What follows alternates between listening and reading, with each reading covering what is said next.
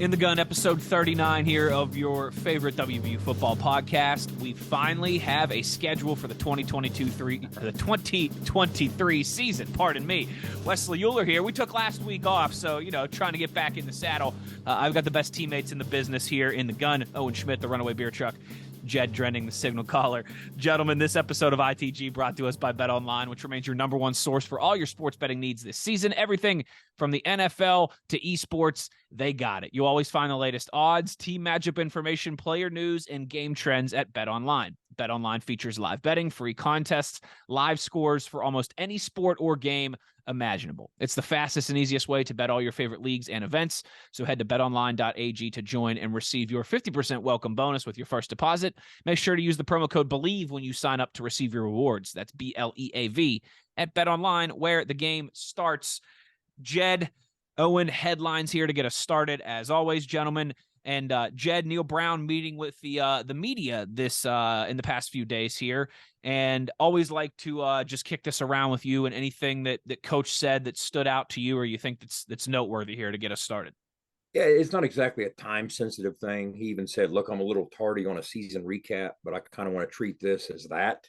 So for starters, let's review the 2022 season, and then let's talk about some of the changes that have been made since then within the staff. So one of the things he talked about was the obvious. He said, look, 2022 just wasn't good enough. Okay.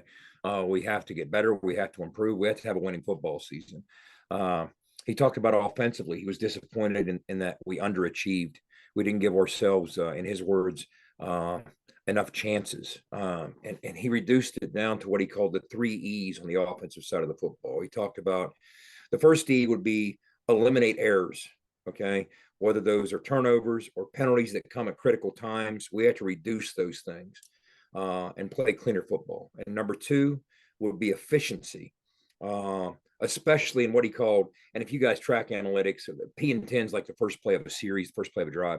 We didn't do well in drive starters, for one thing. We didn't do well in third and medium. So that's something that needs addressed. You're kind of getting a little more granular with breaking things down analytically. That's what the offseason is for, is to analytically look at these things and say, where can we give ourselves a better chance? And then finally, when you look at explosives, okay, that's the final E. And he's very accurate with that. This is something that his offenses at Troy made hay with. I mean, that was one of his strengths, was big plays on the offensive side of the football, consistently leading the Sun Belt Conference. And that just hasn't materialized in West Virginia for a host of reasons. I mean, we've finished in the bottom third of the Big 12 in each of the last 4 years in plays of 40-plus yards to bail us out. When that happens, you got to make a living making drives, and that's when some of these mistakes we're talking about play out. The longer a defense can keep you on the field, the greater the likelihood of something bad is going to happen. So we need to improve those explosives. So on the offensive side, he talked about that. And then he talked about the staff changes, which we got into in the previous episode. We talked about Chad as the new OC. We talked about Blaine coaching the tight ends, the flexibility within the staff of Sean Reagan moving from the tight end room back to the quarterback room that he had for so many years below Marshall, coaching the wideouts. And then he said, okay, from a play calling standpoint, that's going to be the $64,000 question. How's that going to look? How's that going to unfold? How's that going to shake out? He said that's something we will, the words he was used were, we'll maneuver through that during the spring. And then on the defensive side of the ball, he said, look, a lot of people say it's easy to fire everybody from start from scratch. He said, but continuity matters. And these guys didn't forget how to coach. And he pointed out some of the things that in recent years with this same staff, we had great success with. In 2020, we led the entire Big 12 in pass defense. I would even go as far as to point out, in 2020, we became the first Big 12 team since 1999 to lead the nation in pass defense. That was this staff by and large, okay? We did some good things in 21 defensively in the top half of the league. So he's like, look, so is what happened with these shortcomings and liabilities last year, does that all fall at the feet of the staff? Some of it does. But it's incumbent upon him as the head coach, and this is what he was talking about, to put those guys as assistant coaches in position to succeed by maybe plugging a few more pieces in the right place, and from a personnel standpoint, whether it's recruiting, whether it's the portal. So it's not all coaching. You didn't go from leading the nation to suddenly forget how to coach. So that was the rationale he used, and I thought it was pretty sound. But those are some of the larger points that he talked about in the 40-plus odd minutes that he spent with the media last week. Well, always good to hear in terms of those, like you said, kind of season wrap up press conferences there and plenty to get to. And that all makes sense that he lays out there. And I think you're right. The big question that we're all kind of waiting to see how it plays out is how will that offensive play calling and the responsibilities there be delegated? But obviously that's one of those things that in the meantime, I don't know, speculate, wonder how that might play out whenever we get back to football here. Owen, we have, speaking of a former Mountaineer now, much like yourself, Dante Stills, doing some work out in Las Vegas for the East-West Shrine game. And listen, these things, right, you got to take it a little bit with a grain of salt. It's not like they're playing complete live action football in complete pads and all this, but at the same time, these are some of the best college football players from around the country. They're out there doing various drills and different workouts and things with a lot of coaches and scouts and a pressure environment, if you will. And Dante's having himself a great showing so far. There's been a lot of clips that have circulated on the NFL Network, on social media, of him blowing up some drills. There's been a lot of talk just from people that are out there covering the event, how impressive he's been. And that's great to see. We know he's going to be at the Combine here about a month from now as well, too. So good to see Dante starting off strong in this draft process. Yeah, it's been fun watching the clips. I've been seeing him on Twitter and just physically dominating. Yeah. Look, this is a tryout. And what's nice is he's getting some one-on-one situations, which he doesn't normally get during the year. And he's being able to expose some of these guys and showcase himself. It's been a pleasure watching him, and I'm glad he's been able to showcase. That's a brilliant point that Owen just made. In other words, think about it. A lot of one-on-ones. A lot of what's put on tape the last couple of years for him, he's kind of eating space and helping others make plays. But in the NFL, that's not going to be the case. He is going to have some one-on-one opportunities. And I think what stood out to me when you see these clips of him, you're reminded of his burst, you're reminded of his technique. He's become, to his credit, over the course, especially the last year, an incredible technician at the position. And that's serving him really well in these one-on-one drills. And he's opening some eyes. But great point by Owen. Yeah, I agree. And speaking of defensive linemen, Jed, as we continue to paint the picture here of the offseason, another late addition to the 2023 WVU recruiting class. Yeah, Corey McIntyre. This is a kid. He's been a firm verbal commitment, and we very much had the sense in December when we did our production on the recruiting side that this was going to unfold in this way. It was more of a numbers thing, and he was going to hold off until February for reasons that served him well. And but you always feel better when you actually get the name on the paper for the LOI. The ink dries. Yeah. That's right. But what you're getting with this kid is it's a commodity you can't have enough of. And that's explosiveness. Talking about Dante, it's explosiveness on the interior. So it's one thing to pursue. There's a reason edge rushers are coveted, right? But just as coveted are big-bodied guys that can play the interior. Okay. Whether it's a one technique, a true two technique, or maybe even a three technique, or kick down the nose, that have enough wiggle that can be penetrators as defenders as well. One gap players that can burst up the field and be explosive and disruptive. And as a quarterback, it's one thing to face pressure off the edge. You can game plan for that certain ways. You can kind of help with that to offset that. But when you get pressure from a collapsing pocket that's collapsing on your lap, okay, yeah, with these interior pass rushers like a Corey McIntyre, that's a whole different animal. And this is a kid that he played some running back in high school. I remember watching his tape because, going into the show that we did for the early enrollment period, I didn't know going in that this was going to be a February signing. I didn't know till later. So I was prepping as though he was going to sign back then. And I watched a bunch of tape on him, and he was impressive. I mean, I've never been to, what is it, Treasure Coast, Florida, but it sounds like a place to be neat to visit, right? But it's high grade football, and he was a standout down there. And again, firm commitment all the way along. And to his credit, he's now signed, and he's now going to be a Mountaineer, and it's a great addition. You combine him with Zachariah Keith, who is also a premium pass rusher, right?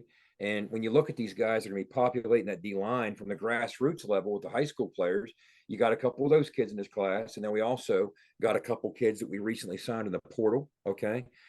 So you're addressing those needs. We've had some attrition, and this is how you try and overcome that, are signing kids like this. But he's a kid that this could be a sleeper. I mean, pay attention. Remember this name. I always say this: give Mike Joseph an off season or two with a kid like this. Yeah. And boy, Owen, he could with that kind of burst and that size already. He's coming in pushing 3 bills. He's like 290, but he was so athletic playing the skill positions when he was toting the ball. But he brings a lot to the table. Yeah, I think much credit is due in the strength and conditioning side of football. Always, I feel like that was an area where a player can really enhance his skills, his abilities, and Mike Joseph and them do an excellent job in the weight room. I didn't get to work under Mike, but he was great every time we visited. Cool guy, great guy to talk to, super cool dude. But under Rod's staff with Barwis, I mean, you want to talk about an absolute animal. I mean, this guy was a caged wolf, dude. I mean, he was an animal. He's great. Oh my gosh, dude. You want to talk about character, man? Mike Barwis is like, he's Wolverine. He should have played Wolverine. And he literally became Wolverine when he left West Virginia, right? He went to Michigan. Yeah, and he stayed up there. But, started a TV show with Dusty that was very short-lived. I remember Dusty telling us, we're going to get Dusty on the podcast, telling us the calls they got from Will Ferrell to put that show together. But I mean, we kind of take it for granted, Owen. I think a lot of Mountaineer fans do. How fortunate we've been from a stability standpoint for the better part of 2 decades now, okay? In that very critical position, the head of strength and conditioning, we've been blessed. I mean, when you go from Mike Barwis to Mike Joseph, wow, there's not a lot of programs that have had that level of stability and such consistent production from that position at the absolute highest of levels. Because I think the most of both those guys. I truly Bleav they are among the top 1 or 2% in their profession. And it's been 20 or so years if you string that together.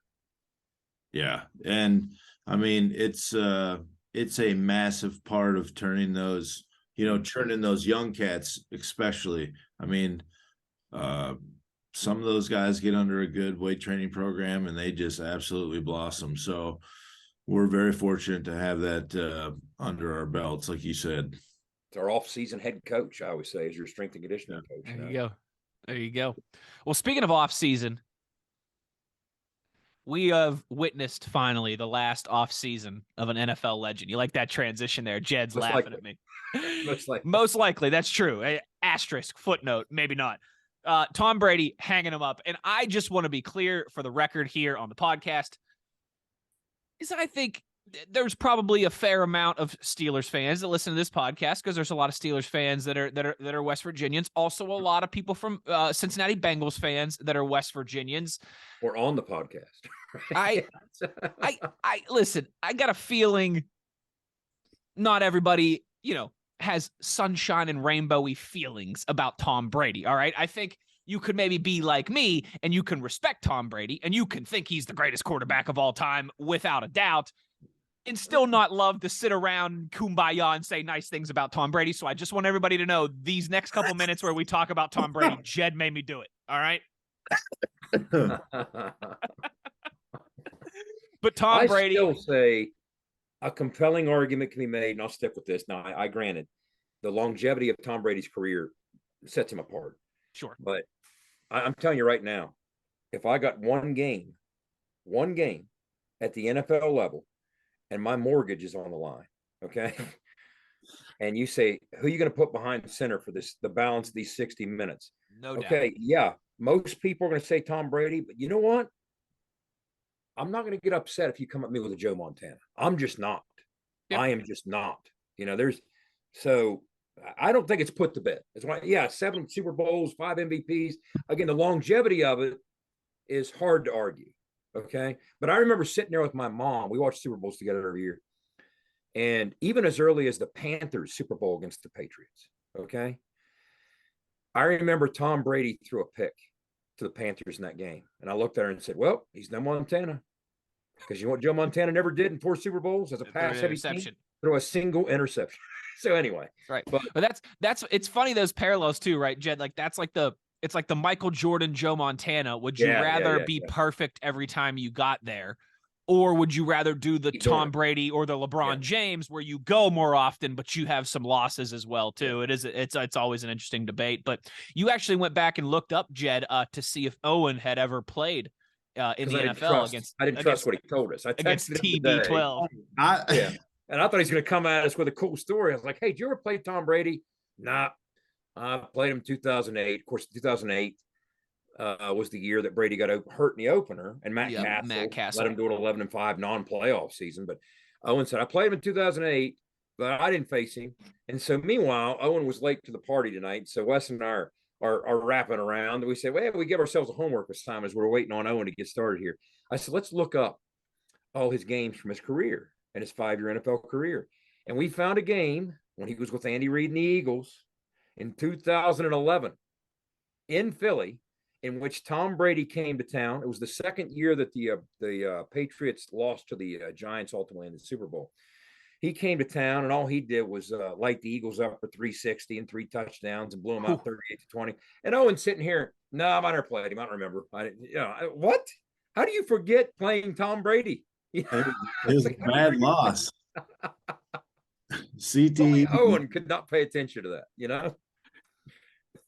I was like, he's just like, they all ran together, everybody's a Tom Brady. I was like, holy cow. I was concussed, man. I was concussed. It's CTE. Yeah, it's CTE. But so Owen did face him, but there's his story is he doesn't remember facing him. Right, Owen? Hey, Owen, he's just another man, right? He puts his pants on one leg at a time. He bleeds like you. He laughs like you. He cries like you. It takes him a little longer to put his pants on because those rings probably get in the way. But jeez. Jeez.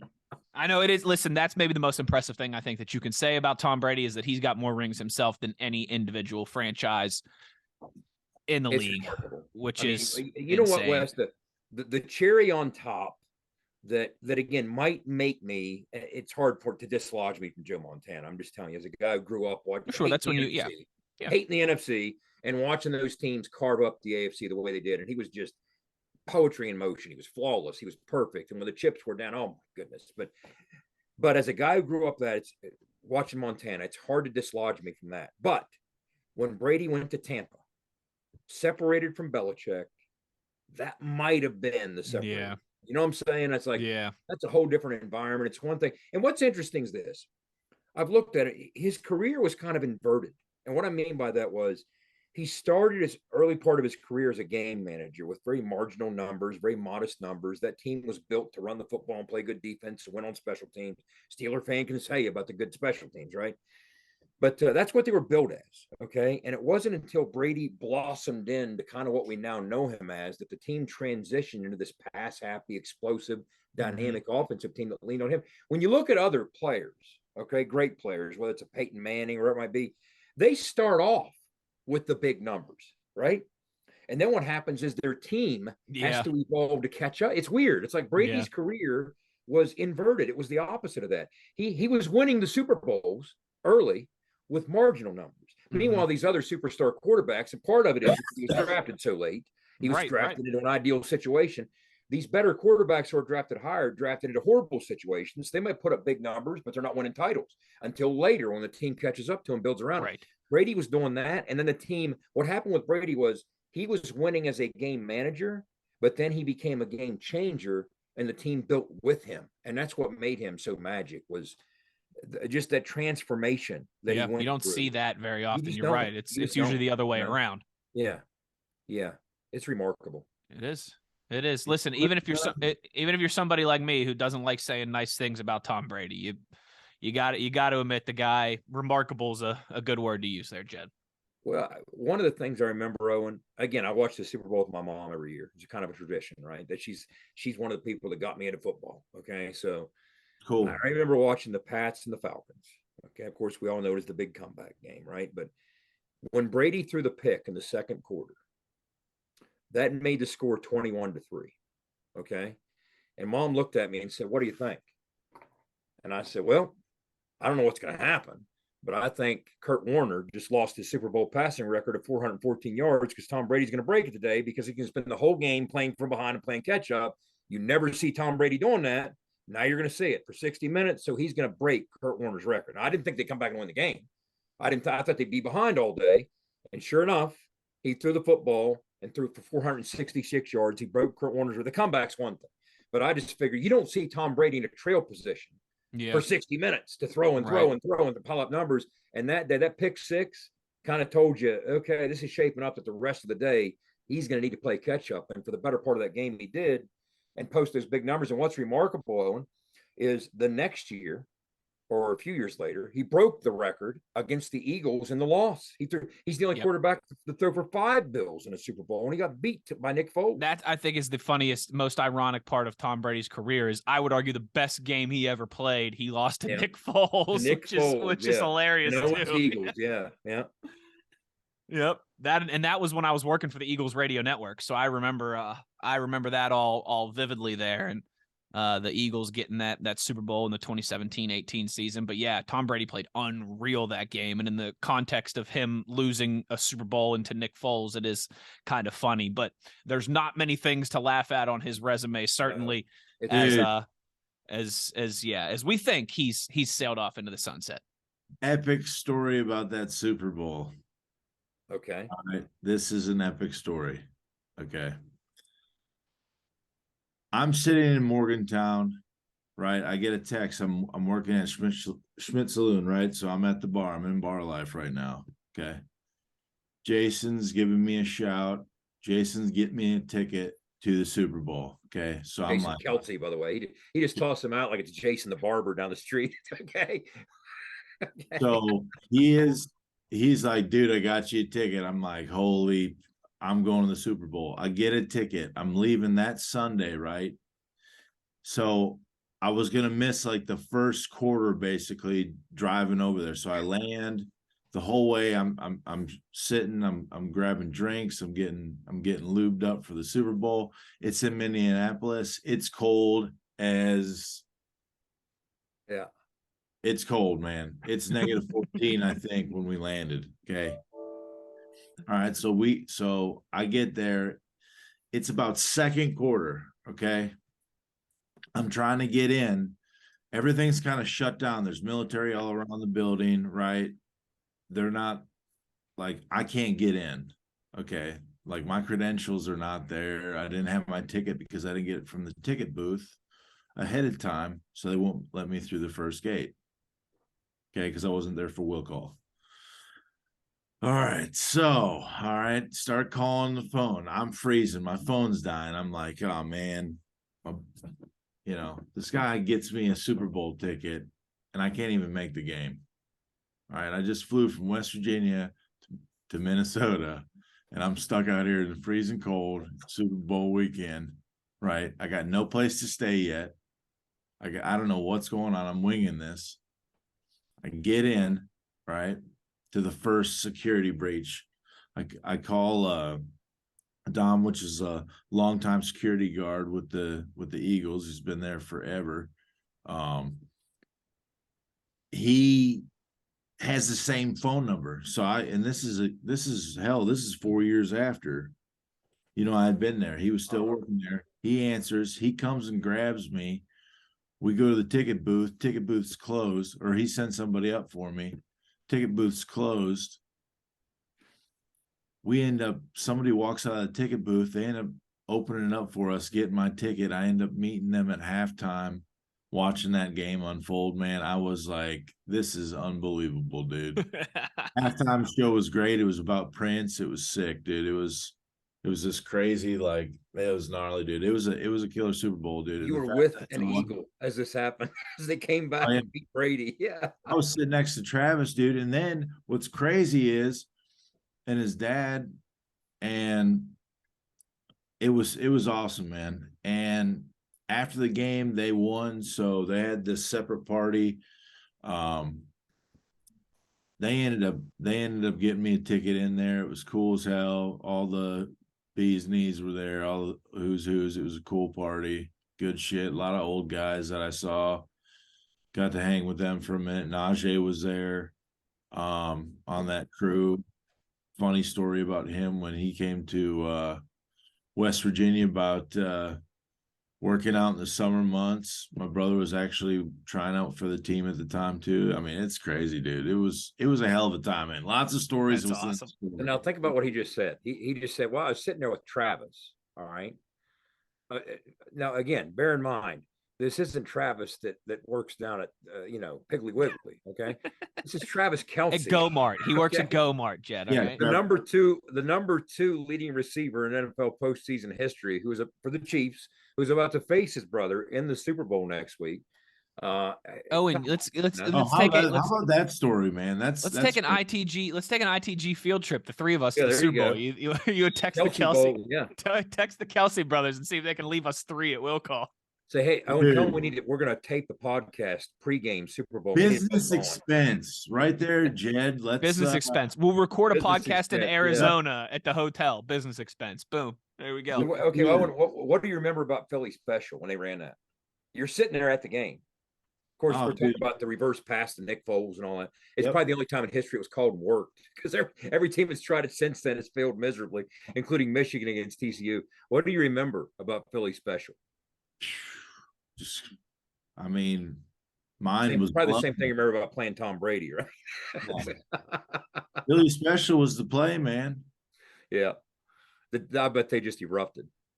Oh, the place absolutely went nuts. I mean, dude, it was just so cool to be a part of something like that. Even though I wasn't playing, it was cool to be there because, a lot of those guys were still there and kind of seeing how the team was developing and where they were taking the team.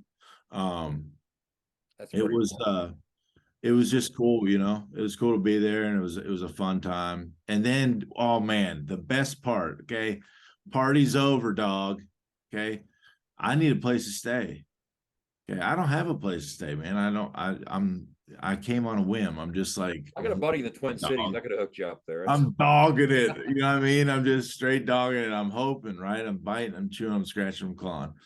Well, anyways, I can't remember what hotel it was at. Maybe a Marriott, undisclosed. I'm not giving Marriott's a bad name here by saying this, but it was the bath. I stayed in the bathroom. It was a marbled bathroom, dude. It was beautiful, right? And it was a back bathroom tucked away in the back. And I went inside the back stall and just kind of sat down. It was one of those handicap ones, just kind of sat down and just took me a little nap for a minute, right? Because I knew it was 4 in the morning. I knew if I could get till 6 a.m., I could leave and I could start figuring out what's going on. I was going to go to the Mall of America and hang out with some Eagles fans that were friends, that were roommates of where I lived in Philly. So it was this epic journey, dude. That's awesome. Absolutely a blast. A great story. It's so much story to tell. What you could tell us next weekend in Arizona. Absolutely. Let's do it. Yeah. I have to get a hold of the life of the beer truck. The life of the beer. We're beer trucking down to Arizona as long as the Kelsey brothers can leave us some tickets at will call.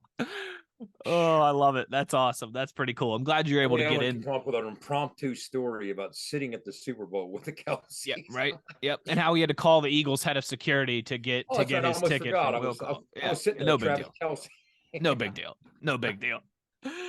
Oh, I love it. We got to talk a little WVU schedule here, but before we do, a reminder here about our friends on ITG. This episode brought to you in part by Toothman Ford. We all know cars cost less in Grafton. Make sure you're showing them some love on social media, all the great stuff that they're doing with NIL, with all of our athletes in Morgantown. No, we've got major love for Toothman Ford. This episode also brought to you in part by Go-Mart. Here to keep you going, Go-Mart, a proudly West Virginia-owned company. Make sure you're signing up for your Go-Mart rewards as you travel throughout the Mountain State. Gentlemen, we do finally, after waiting and waiting and waiting and waiting, we've got your schedule for the Mountaineers for the 2023 season.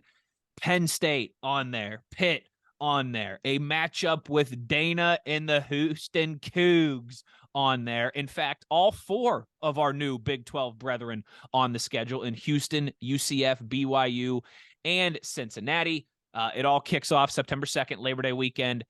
WVU, stop me if you've heard this before, for the 3rd straight year, starting on the road against a rival. will reunite those old echoes of WVU Penn State at State College, Beaver Stadium, Labor Day weekend, September 2nd. Back home against Duquesne, which, if you ask me, is Pittsburgh's foremost university. All right. I can't really even think of any others that are here in this city other than Duquesne. Oh, wait, Carlo and CMU. Of course, CMU is a great school. Yeah, I think that about covers it for your Pittsburgh colleges. Duquesne at home on week 2. And then, of course, the return of the backyard brawl for the first time in Morgantown since 2011. That'll be on Saturday, September 16th. Those 3 games there, your out-of-conference slate to get us started. And then, of course, into the Big 12. Before I kick it over to you guys for some of your thoughts, some of the things that stand out, I think it's important to note, like I said, all 4 of our new Big 12 brethren on the schedule. That, of course, means that we're going to be missing 4 of the opponents that we've come to know here over the last decade, at least, unless we were to see them in the Big 12 championship game, obviously. The teams that we will not play this year: Texas, Iowa State, so no Riot Ball, and then nothing with the state of Kansas. No Jayhawks, no Wildcats, no Kansas, no K-State. So no Texas, no Iowa State, no Kansas, and no Kansas State. Jed, what do you think here? A couple days to digest since this has come out. We finally got our schedule. Start with this. When you open up Penn State, again, there's been chatter. We talked about it long ago because the Big Ten schedule came out way before, as did every other schedule, way before the Big 12 schedule. But possibility that game might get kicked tonight, the possibility it becomes a whiteout, who knows? I mean, we don't know. Okay, it's just going to be a pretty raucous environment, and the entire ITG crew will be on hand for it, right? But we are the only team in America to start the season that, for the 3rd year in a row, will open the season on the road at a Power 5 school. Only team in America that's doing that. Okay. Yep. So let's start with that. Then you come home to Duquesne. Okay. Pitt comes game 3. Okay. Now what's interesting is one of the things I looked at was in terms of, and we'll get into some of this, when we play somebody, who they play the week before and who we play the week before. Because sometimes it matters who you play before, who you play after. Are you looking ahead of somewhere? Okay. Well, I think I know where you're going with this. I like this. We got Duquesne. Yep. They got Cincinnati. Yep. Okay. So yeah, Cincinnati, team in transition. We'll get into that in a minute, but they got a pretty stiff challenge before they come to Morgantown. So they're gonna have their hands full. Whereas, we like to think we'd make quick order the Duquesne Dukes and almost be game planning for Pitt a week and a half out, one of those things. So it's kind of a quasi buy when you got an FCS program. You got to take care of business. Don't take anybody lightly, especially in this age. I got it. But so that's going to matter there. Okay. But when you look at, Pitt's a 9-win football team. Penn State's an 11-2 team that won the Rose Bowl. Pitt won a Rose Bowl. Okay. But looking at the schedule in terms of, here's what I like about it. Starting off with those 3 home games right after the Penn State trip. Okay. Because when you compare it to what's played out the last couple of years, we didn't have 3 home games in the first 4, especially last year. Even the 2 road games, it was 2 games in which we absolutely went on the road and took their best shot. Prime time, Thursday night, under the lights, Virginia Tech, Pitt. This year, 3 out of 4 at home. Okay. So it's not really until the end of September when we go to TCU that you start that stretch. Okay. With TCU on the road, then a bye week, then we go to face Dana. Okay. Now, again, if I could change a couple things about the schedule, the 2 from a venue standpoint, I'd want Houston here. I'd go to Cincinnati. Okay. Okay. Because I think Mountaineer fans would like that trip. We'll get it next year. Sure. Okay? Sure. But those from a venue standpoint, that's what I'd change. Okay. Then we come back for Okie State and we go to UCF, trip to Orlando, our first trip down to their new facility. So that's going to be interesting. BYU comes here. Thank goodness. I was not in the mood to go to Provo yet. Oh, come on, Jed. We go back to Norman. Okay. So at least one more trip to Norman. Cincinnati here. We close the season at Baylor. So I think by law it's Thanksgiving weekend. So we have to be on the road Thanksgiving weekend. That's what it seems to me as somebody who travels with a team. But a couple points to make here, guys, in looking at this. Okay. I looked at who we're playing, but also just importantly, who we're not playing. You mentioned the 4 teams we're not playing, Wes. Okay. As I understand it, we're the only team playing all 4 newbies, right? Interesting. But the teams we're not playing: Kansas, K-State, Iowa State, Texas. A couple things to point out here. Since we joined the Big 12, we're 25-19 against those teams. Neal is 7-9 against those teams that we're not playing. Okay. Now, the composition of our roster, when we look at the way we're built offensively, we got an offensive line that projects. I use that word quite a bit because, things can, from a roster standpoint, turn on a dime these days. But we project to up front along the offensive line, return a group that has played 166 career games, made 131 career starts with 9,484 career snaps. We're going to have one of the most battle-tested offensive lines in the country. In addition to that, we got out of the portal Luke Hamilton from JMU. When you talked about him in previous podcasts, a true fullback at 6 foot 245. We got Cole Taylor, a tight end who stands 6'7", can threaten the seam from LSU.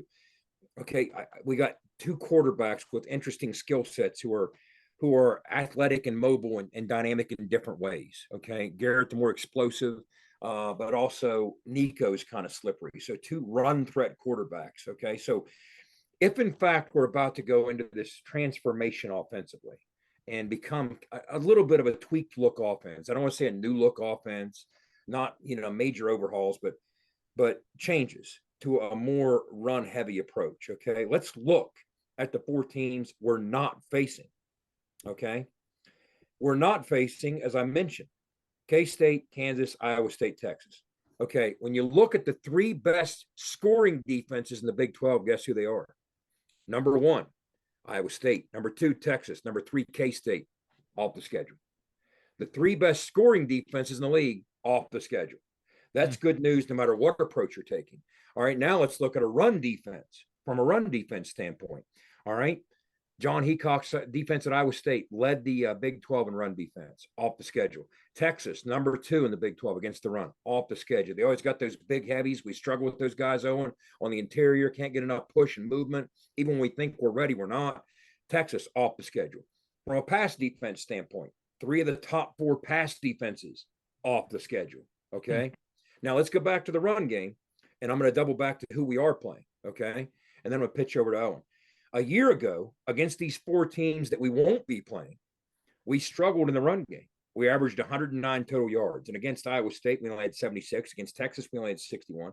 We only averaged 109 yards on the ground against these 4 teams that we're not playing, that have been removed from our 23 schedule. Now let's jump ahead to the old Big 12 teams we are playing, okay? The Big 12 teams we are playing, Texas Tech, okay?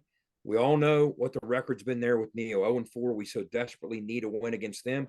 Okay. A year ago, they were number 7, despite our struggles against them. They were number 7 in the Big 12 against the run. Okay. Oklahoma State, number 8 in the Big 12 against the run. Oklahoma, number 9 in the Big 12 against the run. Okay. Now, offensively, we're facing some of the most dynamic offenses in the league. The top 3 scoring offenses. So challenges for the defense. Okay. But a little bit different look for the offense. Now, let's look at our run game last year against these teams we will again face. Against these teams, I told you before, against the 4 teams we're not playing, we averaged 109 yards. And against these teams that we are playing, we averaged 180, okay, on the ground. And if we want to be a run-heavy team, these are the teams we made hay with a year ago. Okay, now when you look at the teams that are the newcomers to the league, BYU coming off an 8-win season. Kalani Sitake, we faced him early in his tenure back at that game at FedEx Field. We all remember that 35-32 shootout. We hung on, great game. But again, they struggled defensively, number 97 in the country in scoring defense, but they kind of outplayed you offensively. Now, they lost their quarterback. He's going to the NFL. He's a senior, great player. Keaton Slovis slides in from Pitt. So let's see where that goes. Cincinnati, yes, they were 9-4. Yes, they had the number 1 defense in just about every major category in the American Conference, but they're a team in transition. Luke Fickell's gone. He jumped up to Owens Badgers in Wisconsin. Scott Satterfield, new head coach, new staff. So we got a new look Cincinnati football team. How's that going to shake out? I don't know. That's one team, guys, that when you look at how the schedule does shake out, when you're playing a team that has a new staff, one of the things you want to do is see if you can face them early.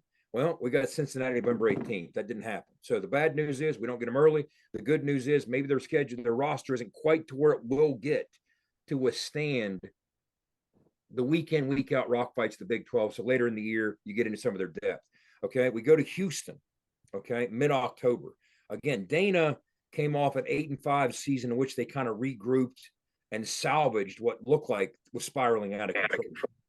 Okay, but again, a situation where they will be replacing their quarterback. They got Donovan Smith coming in from Texas Tech, a kid we faced. That's going to be a challenge by any measure. Central Florida, Gus Malzahn, our friend Herb Hand, he's on staff down there. They got their quarterback back, John Reese Plumlee, was at Ole Miss, playmaker for him a year ago. He played for Rich at Ole Miss as a freshman. But so he's a playmaker. What's interesting about these four newcomers, it doesn't feel like it, guys, but our all-time record against Cincinnati, we're 16-3-1 against them. When you look at our all-time record against these four teams, we've never played Houston. This will be our first game against them. We have a couple times played UCF. Once we played BYU in the game that I mentioned. All told, we're 19-3-1 against these four teams. Okay. Now, so Neil's record against the teams we're not going to play, 7-9. Neil's record against the teams we are going to play, and this is the area of concern, 7-13. Okay. So a lot of things to chew on there, and I'll wrap it up with this. A couple things that jumped out to me in terms of who we play before or whatever. Like I said, where does it lay on the schedule? Because part of breaking down a schedule is breaking down everybody else's schedule, right? Texas Tech. When we play Texas Tech, they're coming off a Tarleton State game. We're coming off the backyard brawl.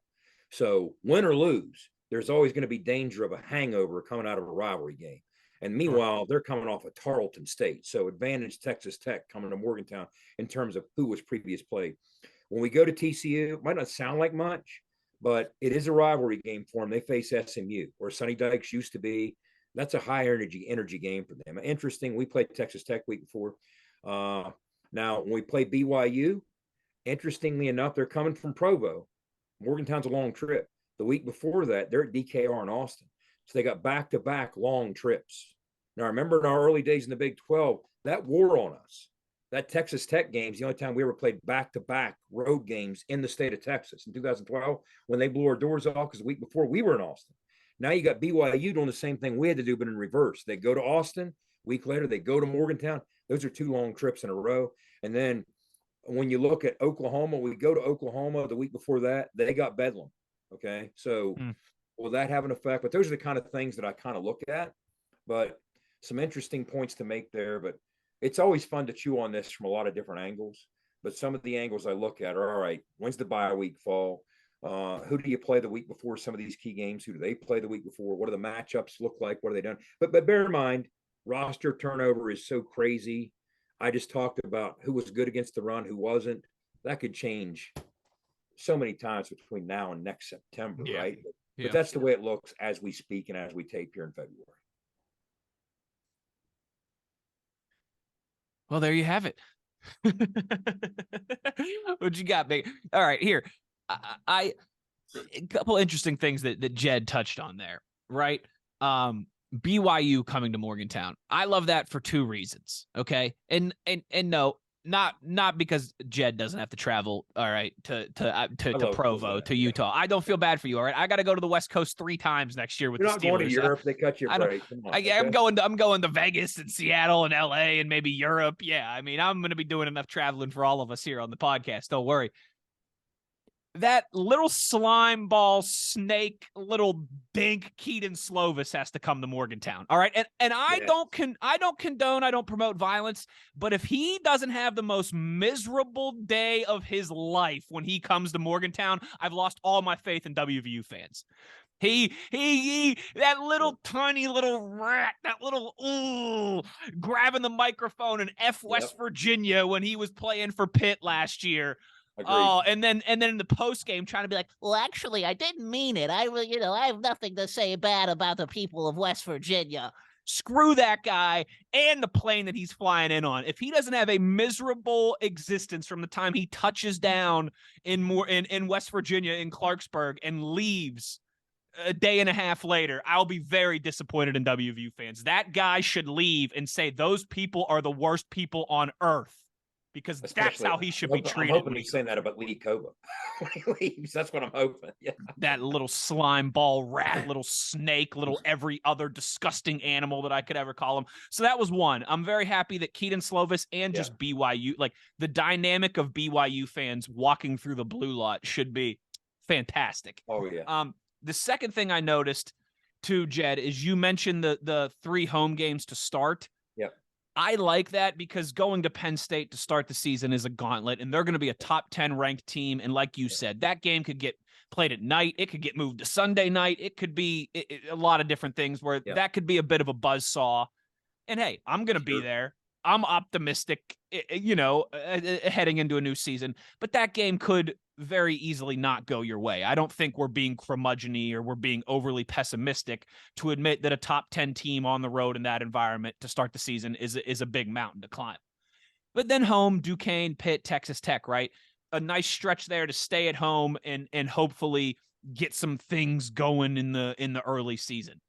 And guys, the last time, to add to that, Wes, the last time we started 3-1 was also the last time we had 3 out of 4 home games to start the season. Well, last year we talked about it. It wasn't just 2 away games; it was 2 tough away games in those environments. Thursday night prime time on the line, and then 2 years ago, it wasn't just 2 road games. It was an opener at Maryland where they were all juiced up and believers. Okay, and then it was the primetime game in Norman. So last time we were 3-1 was 2020 when we started 3 out of 4 at home. So carry on, Wes. And that's where I'm going with all this is you better in those first 4 games with 3 of them being at home, you better start out 3-1 or at least 2-2. Because if you fall behind early, if you come out of that stretch and your only win is Duquesne, let's say, right? And you're 1-3, you're going to have a heck of an uphill battle the rest of because you're only going to have 3 after the month of September, you're only going to have 3 home games the rest of the season. I mean, think about that. I also like, Wes, when you look at the composition of the schedule, the separation. In other words, before the stretch run in November, in October, you're looking at a lot of breaks there. You know what I'm saying? You only have 3 games in the month of October. I like that. So yeah. You have the bye mixed in there, the quasi bye with the Thursday night game and all that. Right. I like that, but I also like only 3 games in that month. Because that in itself kind of helps you recover and get healthy and get right before that stretch run of the grind in November.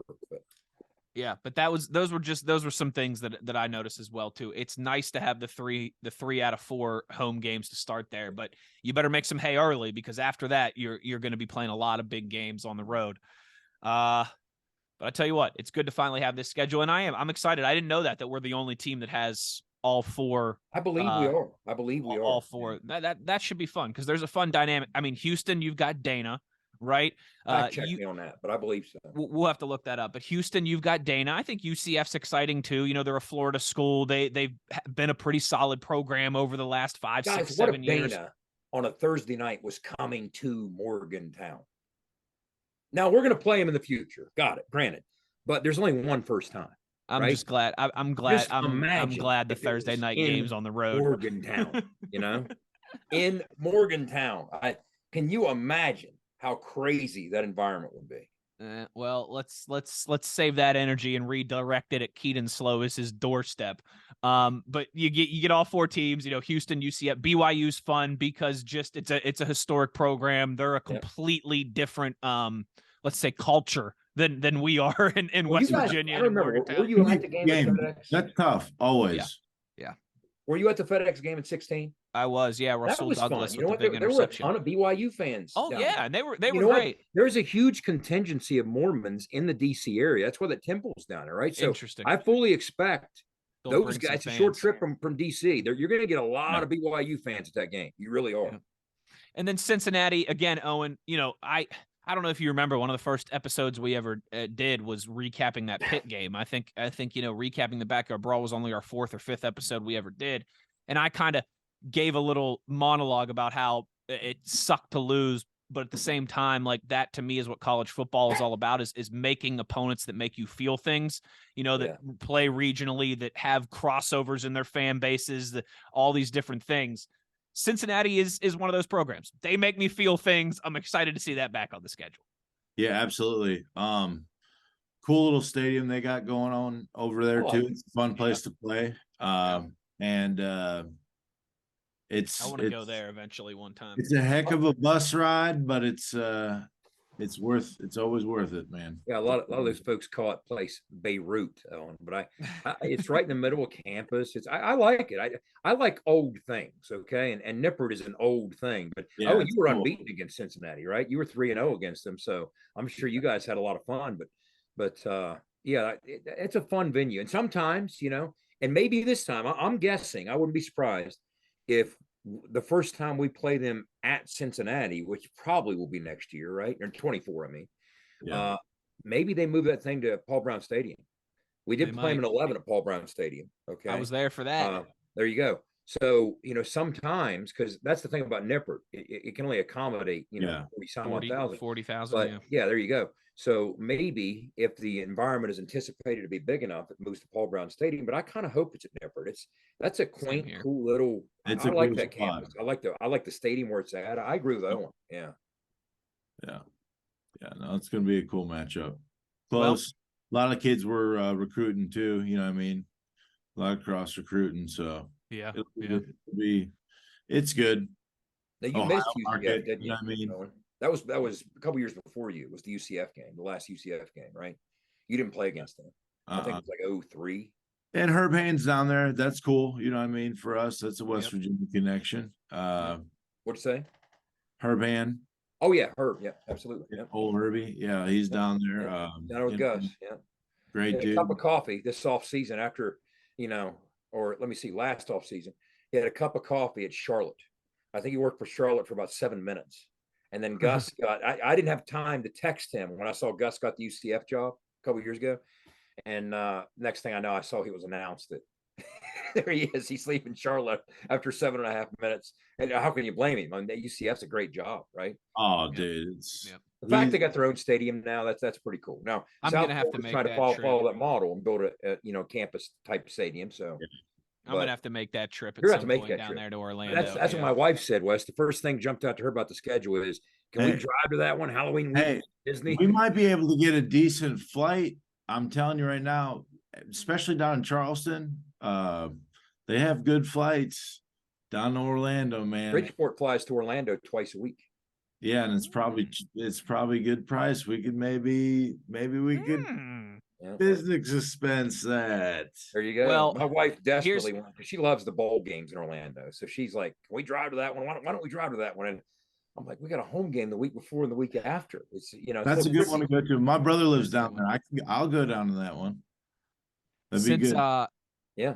Since we're talking road trips here, I'll close us down this schedule talk in this episode with this. That Houston game on the road on a Thursday. The Steelers also play in Houston this year, which means I'll be going to Houston for work responsibilities. If by the grace of God, I'm looking at you, big man. All right. If by the grace of God that Mountaineers play in Houston the Thursday that the Steelers are there on Sunday, I'm flying down, but I'll take the team flight home on Sunday, but I'm flying down by myself Thursday morning, and I'm going to that game Thursday night, and then I'm going to spend Friday, Saturday poking around Texas, and then work on Sunday. So the 17 games in the bye week, you now have a 1 in 18 chance that happens. I got a 1 in 18. It's better than winning the lottery, right? A lot better than winning. That's not bad odds. If winning the Powerball was 1 in 18 odds, everybody be buying tickets. Those aren't bad odds. Yeah, I might have to switch my vacation. Yeah, there you go. Absolutely. Now we're talking. That was the first thing I thought when I saw that. I was like, oh, if that's on a Thursday, what if the Steelers are there on Sunday? I don't have to buy a one-way plane ticket down, and I'd only have to pay for 1 or 2 hotel nights. What I might do? I might stay and go to the Texans game, buy a one-way ticket back. There you go. There you go. Yeah. I'll throw you my carry-on. We'll make it work. Yeah. I'll get you on the plane. Well, gentlemen, it's fun. It's good to have a schedule now because we can do things like talk about road trips and start planning schedules and all these different things. So there you have it. Some thoughts. Wes, let me toss one more thing. One of the things that personally appeals to me, it's not that often that I get a new venue on the schedule. You know what I'm saying? A couple here. This year I got 3. Yeah. I've never covered a game in Happy Valley. Penn State, that's true. I've never covered a game in Houston, and I've never covered a game on UCF's campus. I've covered bowl games in Orlando. So I'm kind of excited to get 3 new venues in one schedule. That's kind of neat. Yeah. I'm excited about it, but didn't mean to interrupt. Yeah. No, that's exciting. That's exciting as a fan too. Yeah. Yeah. You get the rivalry renewed, the ancient history with Penn State, and then you get a not quite as ancient, but a more recent rivalry renewed with Cincinnati, and then some new names like UCF and BYU and Houston on the schedule, and Duquesne. No, Duquesne as well too. Of course. Duquesne Duckus. Pittsburgh's foremost university, if you're asking me. All right, maybe it's CMU. All right, it's probably CMU. Guys, this has been fun. A little schedule talk.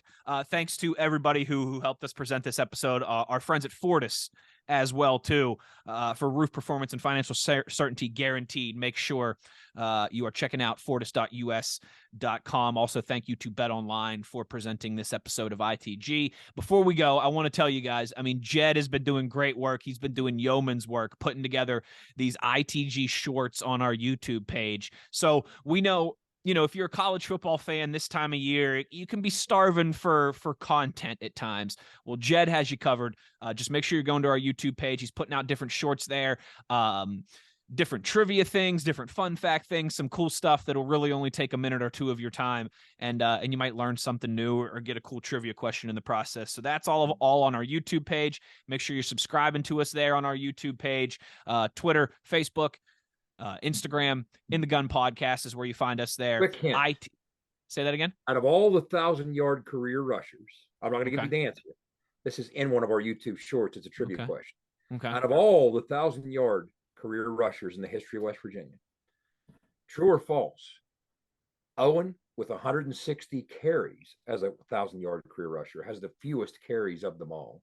True. I'm going to give you the answer. If you want the answer, wait for the true false question on the YouTube short. But there you go. In the Gun Podcast on YouTube. There you go. ITGfootball.com if you want to find the place where all of this comes together as well too.